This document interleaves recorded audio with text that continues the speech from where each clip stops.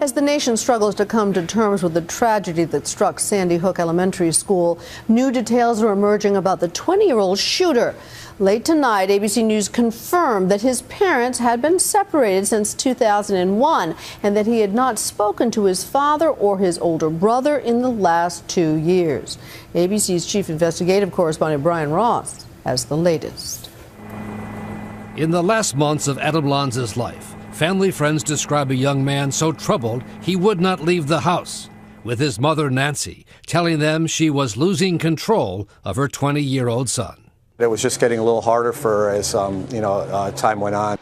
Nancy Lanza was a regular at a Newtown bar and restaurant, My Place, where the owners, the Tambasios, say she told them about her struggles with Adam's emotional and behavioral problems for years. She'd been helping him the whole time he's living at home. She always helped him. She homeschooled him and everything. So she, like I say, I knew he was on medication, but that's all I know. But since her divorce from Adam's father, Peter, 3 years ago, her friends say Nancy was left to deal with Adam by herself. We knew we had a problem, but she took care of it the best she could.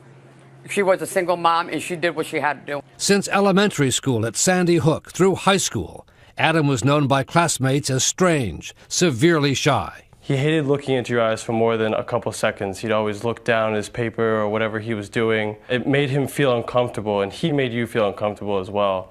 A former babysitter says he was told by the mother to never leave Adam alone. Nancy had always asked me to always keep an eye on him, never even go to the bathroom or turn your back on him at any time. The former school security director, who became close to Adam when he was in the high school tech club, said Adam was seeing the school psychologist and had several disorders, including the inability to feel pain. So if he had cut himself or hurt himself, he would not know it or feel it. So we were being very, very careful with him. But last Friday morning, the shy, reclusive Adam turned into a different person.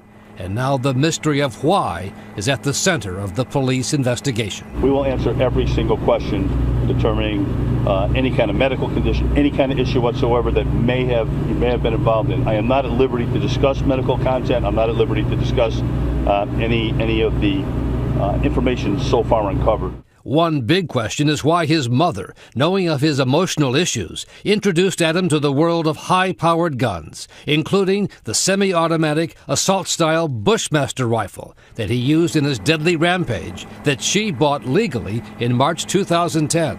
Agents say mother and son even went to the firing range together in the last 6 months. You have a child that's obviously troubled, doesn't bond with people, doesn't even bond with her, apparently. And then you introduce something that's so lethal and so violent, inappropriately used.